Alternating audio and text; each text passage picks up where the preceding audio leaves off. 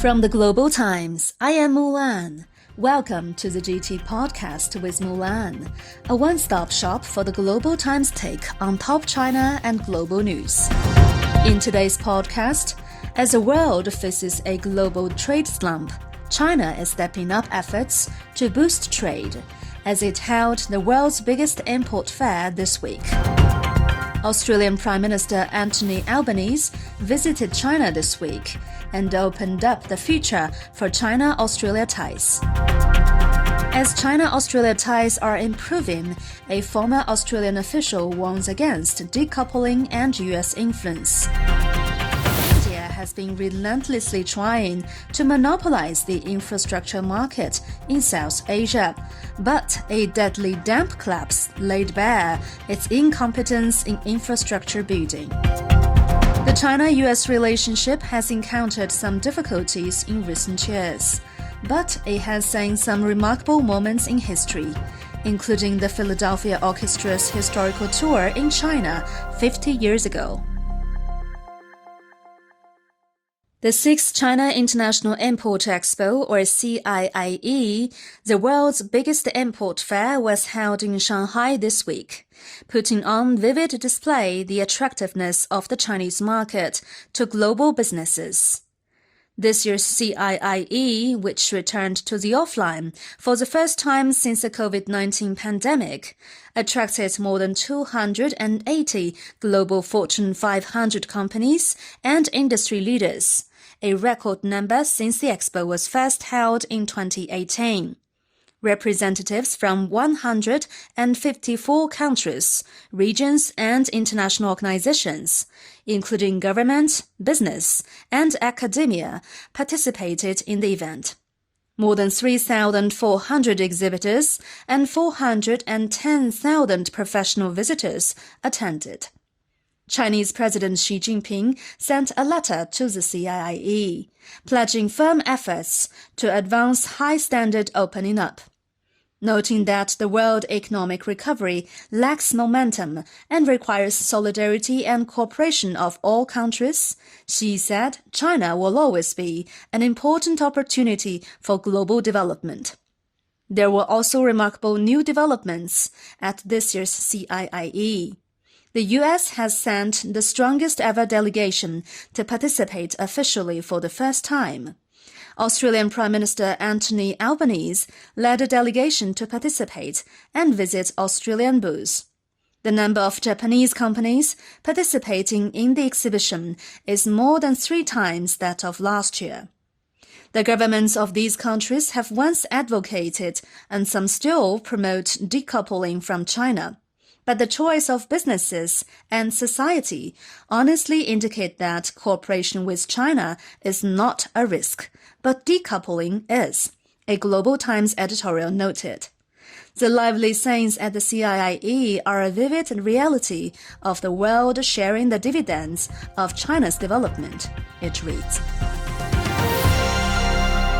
After an extended period of tension between China and Australia, Australian Prime Minister Anthony Albanese visited China this week, in a trip that has been described as opening up the future. During a meeting, Chinese President Xi Jinping told Albanese that your visit can be described as carrying on the past and opening up the future. Thanks to the joint efforts of both sides, China and Australia have resumed exchanges in various fields and embarked on the right path of improving and developing relations, Xi said. The exchanges between Chinese and Australian leaders and senior officials put an end to years of diplomatic tension that had seen all ministerial contacts cut off between Australia and its largest trading partner. Highlighting Australia's efforts to boost trade with China, before his meetings in Beijing, Albanese also attended the CIIE in Shanghai, where many Australian businesses were showcasing their products in a bid to enter or expand in the Chinese market. Years of estrangement over issues, including so-called human rights, national security, and a campaign of economic coercion hyped by the U.S. and some Australian politicians, hit Australian businesses with $20 billion in trade strikes. As China-Australia ties are improving, what are some lessons to be learned and how to avoid U.S. influence in bilateral ties? Andrew Robb, Australia's former Minister for Trade, Investment and Tourism, shared his views with the Global Times. On calls for decoupling with China, Robb said that it's almost impossible to decouple, and there's absolutely no advantage to this. He said, "We've got to have good relationships with all of the major partners in the region, and China is, of course, our biggest partner. At that level, it makes absolutely no sense to decouple from China. I think those suggestions are futile and unnecessary." Before his visit to China, Albanese met with Biden in Washington. How does the U.S. influence affect China-Australia ties? Robb said that we had senior people from the U.S. administration urging then Prime Minister Morrison to continue with his rhetoric. And his attitude toward China is unnecessary on several things. Then the Americans would go home and continue doing business with the Chinese. So they were encouraging us to adopt the statements that they didn't themselves adopt. The U.S. took up that trade with China whilst at the same time encouraging us to keep stridently criticizing China and its leadership in a political sense, Robb said. A major hydroelectric dam in India collapsed on October the 4th, killing at least 94 people. The devastation has reignited wide worries surrounding two of the three India-built mega hydropower projects under construction in Bhutan. The collapse reinforced long-held doubts about India's large-scale hydroelectric projects under construction in Bhutan. India's assessment of the fragile geological zone in the Himalayas appears to have been inadequate, leading to significant safety risks, local media criticized.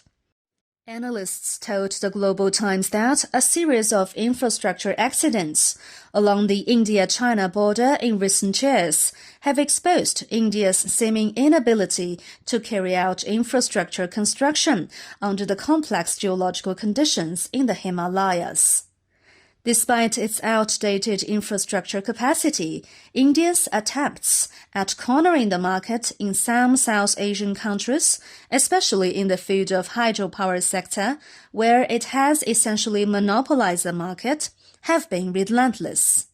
This has made it nearly impossible for some South Asian countries to bring infrastructure companies from countries other than India into their own markets.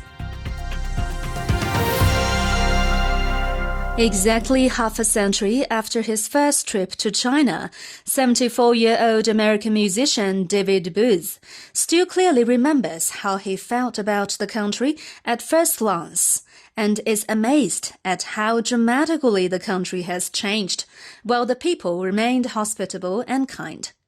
"I would never forget my trip to China, which was a once-in-a-lifetime experience," Booth told the Global Times as he recalled his trip to China in 1973 as part of the Philadelphia Orchestra's historic tour to China. This week, the Philadelphia Orchestra traveled to China for a series of activities commemorating the 50th anniversary of the ensemble's historic 1973 tour of China, the first by a U.S. orchestra. The orchestra is a vivid witness to the friendship between the two peoples of China and the U.S., and continues to carry on the legacy of people-to-people exchanges through music. That's all for this edition of the GT Podcast with Mulan. Make sure to follow the Global Times on Twitter and Facebook to stay tuned. You can also check out our podcast, articles, and much more on our website at globaltimes.cn. Thank you.